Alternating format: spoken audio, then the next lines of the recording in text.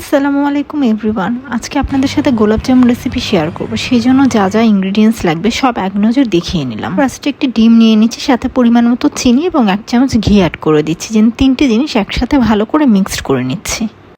দেন আমি এখানে দিয়ে দেব 1/2 কাপ গুঁড়া দুধ, 1/4 কাপ ময়দা এবং 1/2 চা চামচ বেকিং পাউডার এবং শুকনো উপকরণগুলো হাত দিয়ে ভালোভাবে মিক্সড করে নেব। তারপর এখানে ডিমের মিশ্রণটি অ্যাড করে ভালোভাবে সুন্দর করে মথে নেব। টেক্সচারটা অনেকটা এরকম স্টিকি হবে। দেন কিছুক্ষণের জন্য রেস্টে রেখে দেব। এখন আমি চিনির শিরা তৈরি করে নেব। এর জন্য 1 কাপ চিনির সাথে 3 কাপ পানি অ্যাড করে 2টি এলাচি দিয়ে সুন্দর করে জাল করে নেব।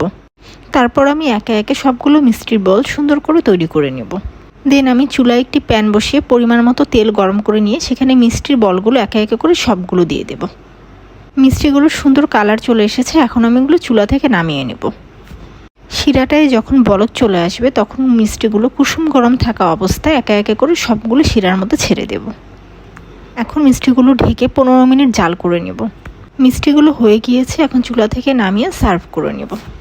মিষ্টির ফাইনাল লুকটা দেখতে যেমন সুন্দর হয়েছে, খেতেও অনেক মজা হয়েছে এবং খুবই সফট হয়েছে। একটা ভেঙে দেখিয়ে দিচ্ছি।